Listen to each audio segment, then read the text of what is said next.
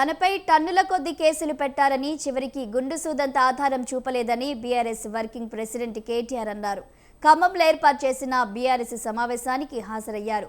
ధైర్యం ఉంటే ఏం ఆధారాలున్నాయో బయట పెట్టాలని డిమాండ్ చేశారు.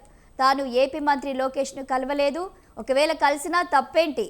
నారా లోకేష్ నాకు మంచి మిత్రుడు, ఆయనతో సత్సంబంధాలున్నాయి. ఆయన పక్క రాష్ట్ర మంత్రి, నాకు తమ్ముడు లాంటివారు. డైవర్షన్ పాలిటిక్స్ తప్ప రేవంత్ రెడ్డి 20 నెలల్లో చేసింది శూన్యమన్నారు కేటీఆర్. తన విషయంలో ఓసారి డ్రగ్స్ అంటారు, ఓసారి కార్ రేసింగ్ అంటున్నారని మండిపడ్డారు. రేవంత్ రెడ్డి వల్ల యూట్యూబర్లకు మినహా ఎవరికి లాభం చేకూరలేదు. గాసిప్ల మాయలో పడి 6 గ్యారంటీలను మర్చిపోయారని విమర్శలు గుప్పించారు. బనకచెర్ల విషయంలో సీఎం రేవంత్ రెడ్డి అడ్డంగా దొరికిపోయారు. ఢిల్లీ భేటీ ఎజెండాలో బనకచెర్ల అంశమే లేదన్నారు. ఢిల్లీ కేంద్రంగా రాష్ట్రానికి మరోసారి ద్రోహం చేశారు. చంద్రబాబుతో చీకటి ఒప్పందం చేసుకున్నారని ఆరోపించారు. బీజేపీ ఆయన పనికిమాలిన మాటలు మాట్లాడితే ఈ టెస్ట్ పెట్టుకుంటావు, ఆ టెస్ట్ పెట్టుకుంటావు అంటే ఏం టెస్ట్ పెడతావో పెట్టుకోరా, బొచ్చిమంటే బొచ్చిస్తా, ఏది మంటే అది ఇస్తా అని చెప్పాను. ఏ టెస్ట్ పెట్టినా దానికి నేను రెడీ. మరి నేను అడుగుతా ఉన్నా రేవంత్ రెడ్డిని, ఆయన కుటుంబ సభ్యులకు కూడా అడుగుతా ఉన్నా. నేను ఆయన కుటుంబ సభ్యులకి విజ్ఞప్తి చేస్తా ఉన్నా. రేవంత్ రెడ్డి గారి కుటుంబ సభ్యులకి కాన్వాయ్లో తిరగడం, సెటిల్మెంట్లు చేయడం, బెదిరించి చందాలు గుంజుకోవడం ఒకటే కాదు. ముఖ్యమంత్రి గారి కుటుంబం మీవాడు ఒక మానసిక రుగ్మతతో బాధపడతా ఉన్నాడు.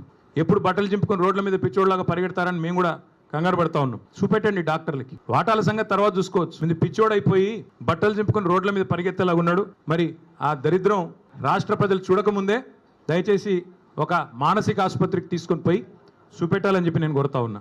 6 గ్యారంటీలు అమలు అవుతున్నాయి, పక్కా అవుతున్నాయి, 100% అవుతున్నాయి. ఏంటి 6 గ్యారంటీలు?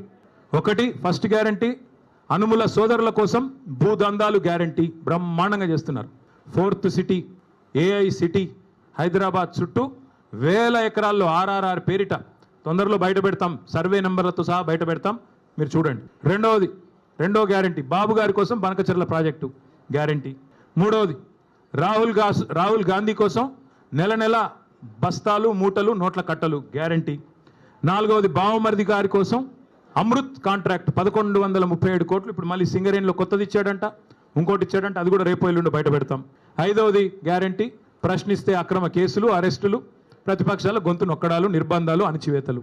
6వ గ్యారంటీ నెలకొకసారి ఢిల్లీ గ్యారంటీ, నెలకొకసారి కాకపోతే 4 సార్లు ఢిల్లీ గ్యారంటీ, అక్కడ పోయి చీకట్లో మోడీ కాళ్ళు పట్టుకోవడం గ్యారంటీ.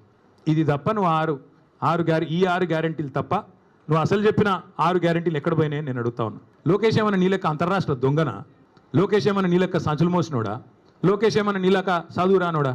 కలిస్తే తప్పేంది? ఒకవేళ కలవలేదు, కలిస్తే తప్పేంది? అయినా నాకు తెలియక ఇంకో మాట అడుగుతా. పక్క రాష్ట్ర మంత్రి, యువకుడు, నాతో డెఫినెట్గా సత్సంబంధాలు ఉన్నాయి, ఇద్దరం కూడా ఫ్రెండ్లీగా ఉంటాము. కలవలేదు కానీ కలిస్తే తప్పేంది? నాకు తెలియక అడుగుతా. అయినా మీ పెద్ద బాసు చంద్రబాబు కొడుకే కదా. నేను ఏదో గూండానో దావుద్ ఇబ్రాహింనో చీకట్లో కలిసినట్టు డైలాగులేంద్ర హౌలా. నేను అడిగింది ఏంది, నేను చెప్పింది ఏంది? నేను దొంగను కలిసిన నీలాగా, లేకపోతే నీలాగా లోఫర్ రాజకీయాలు చేస్తున్నాను ఢిల్లీలో పోయి చీకట్లో పోయి అమిత్ షా కాళ్ళు పట్టుకొని చీకట్లో పోయి మోడీ గారి పాదాలకు ప్రణమిల్లి చిల్లర రాజకీయం చేస్తున్నానా? పక్క రాష్ట్ర మంత్రి, యువకుడు, నాకు తమ్ముళ్ళు అంటాడు, కలిస్తే కలుస్తా, కానీ నేను కలవలేదు.